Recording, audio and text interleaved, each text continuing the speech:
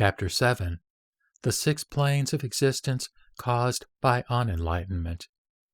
The Six States of Living Beings in Samsara.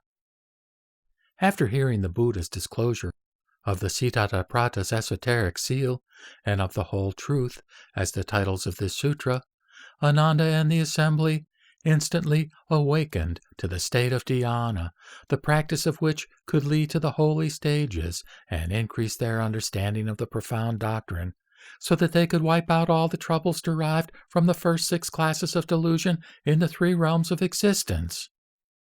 Ananda then rose from his seat, prostrated himself with his head at the feet of the Buddha, brought his palms together, and said, "O august and world-honored one, your compassionate voice has revealed so skillfully to us the subtle delusions of all living beings for my great benefit, thereby bringing great comfort to my body and mind.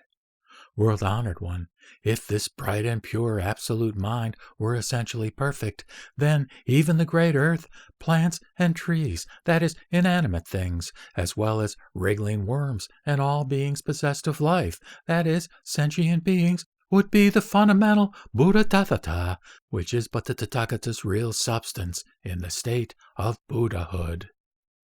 If the Buddha's substance were true and real, how could there also be the world of hells, hungry ghosts, animals, asuras, men, and devas? World-honored one, are these worlds fundamentally self-existent, or do they arise because of living beings' vicious habit of dwelling in falsehood? World-honored one, let me illustrate what I mean. The Bhikshuni, fragrance of the precious lotus, after receiving the rules of bodhisattva discipline, fornicated and pretended that it was neither killing nor stealing, and was, therefore, not subject to karmic retribution. As a result, after her genital organ had been slowly scorched by the flame of passion, she fell into the unintermittent hell. King Crystal massacred men of the Gautama clan, and Bhikshu Sanaksatra wrongly preached the annihilation of all things, and so implied that the law of causality was invalid. Both, as a result of their evil acts, fell into the Avicii hell. Are these hells really somewhere, or are they self-existing for every sinner to suffer in them?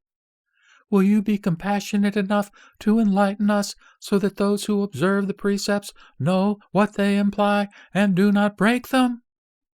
The Buddha said, "It is good that you ask this question for the benefit of all living beings so that they cease to hold wrong views. Listen attentively to what I now tell you. Ananda, all living beings are fundamentally pure, but because of their wrong views, they have formed vicious habits, hence their inner and outer affections. Ananda, inner affection concerns their inwardnesses. Because of the taint of desire, they give rise to wrong passions, the accumulation of which produces the water of craving. This is why the thought of good food makes the mouth water. The thought of a predecessor whom one pities or hates fills one's eyes with tears. The craving for wealth stirs one's heart and makes saliva flow and the body sleek. When the mind gives rise to sexual desire, the generative fluid flows from the male and female organs. Ananda, although these desires differ, their manifestations are all characterized by the secretion of water, which by nature flows downhill instead of up. This is inner affection.